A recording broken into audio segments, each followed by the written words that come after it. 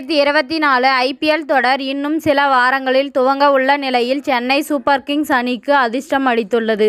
அந்த அணியின் 2 வேகப்பந்து வீச்சாளர்கள் ரஞ்சி டிராபி தொடரில் பேட்டிங்கில் கலக்கி வருகின்றனர்.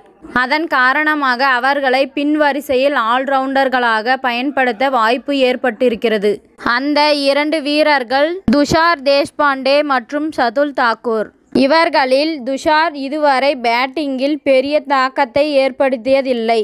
ஆனால் 11வது வரிசையில் பேட்டிங் இறங்கிய அவர் ரஞ்சி டிராபி காலிறுதிப் போட்டியில் சதம் அடித்தார்.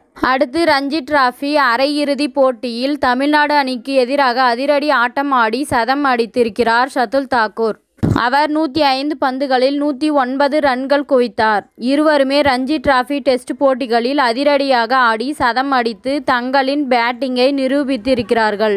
இதையடுத்து CSK அணியில் அவர்களை பிளேயிங் 11ல் தேர்வு செய்தால் அது பேட்டிங் வரிசைக்கு அதிக பலம் கொடுக்கும்.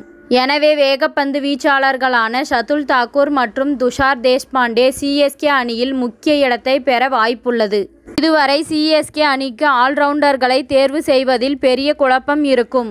யாராவது ஒருவரை தேர்வு செய்தால் மற்றொருவரை நீக்க வேண்டிய கட்டாயம் ஏற்படும். குறிப்பாக இது வெளிநாட்டு வீரர்களை பயன்படுத்துவதில் சிக்கலை உண்டாக்கும்.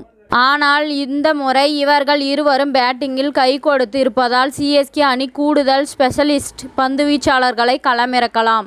சதுல் தாக்கூர் பிளேயிங் 11ல் நிச்சயம் இடம் பெறுவார் என ஏற்கனவே பலரும் கணித்திருக்கின்றனர்.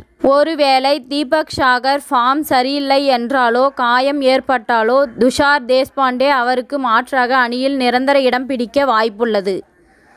இத்துடன் இந்த செய்தி முடிவடைகிறது. நன்றி, வணக்கம். மீண்டும் அடுத்த வீடியோவில் சந்திப்போம். மேலும் இது போன்ற சுவாரஸ்யமான தகவல்களை அறிய தமிழ் சிறை சேனலை சப்ஸ்கிரைப் பண்ணுங்க, ஷேர் பண்ணுங்க, லைக் பண்ணுங்க மற்றும் கமெண்ட் பண்ணுங்க.